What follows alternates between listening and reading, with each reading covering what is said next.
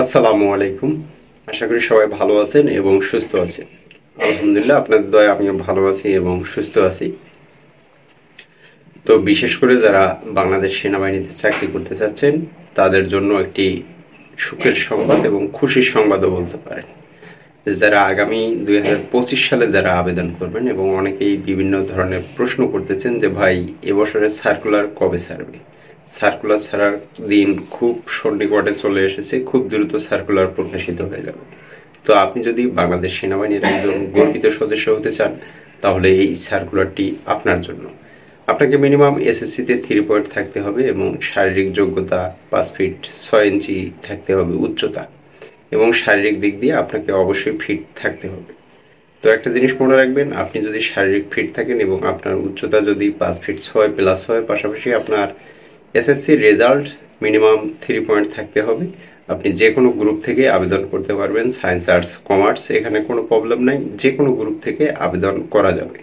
তো মেয়েদের ক্ষেত্রে উচ্চতা লাগে 5 ফিট 1 ইঞ্চি, গতবারে যেটা লাগছিল, এবং এবছরেও সেম সার্কুলারে হয়তো আসবে। গত বছরের সার্কুলারটা ছিল 5 ফিট 5 ইঞ্চি ছেলেদের জন্য এবং মেয়েদের জন্য ছিল 5 ফিট 1 ইঞ্চি।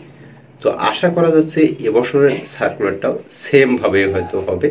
তো যারা অধীর অপেক্ষায় ছিলেন এবং অপেক্ষায় আছেন, আর কয়েকটা দিন অপেক্ষা করুন, খুব দ্রুত সার্কুলারটি প্রকাশ হবে।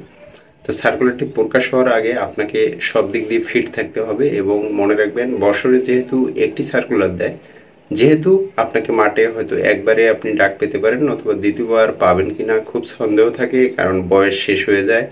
এজন্য আপনাকে এখন থেকে প্রস্তুতি নিতে হবে, পড়ালেখায় মেধাটা অবশ্যই ভালো থাকতে হবে, যেন আপনার লিখিত পরীক্ষায় আপনাকে পাশ করতে হবে, পাশাপাশি মেডিকেলে আপনাকে ফিট হতে হবে। যদি আপনি লিখিত পরীক্ষায় পাশ করতে পারেন তাহলে আপনার চাকরি একবারেই কনফার্ম।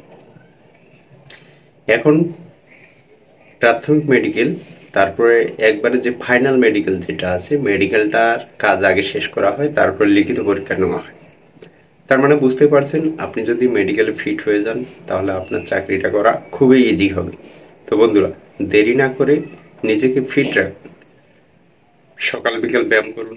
যদি আপনার উচ্চতা কম হয়, সকাল বিকাল দুবেলায় আপনি ব্যায়াম করতে পারেন। পাশাপাশি আপনি ফুটবল, ক্রিকেট, আপনি যেটা খেলতে পারেন সে ধরনের খেলাধুলাগুলো খেলবেন।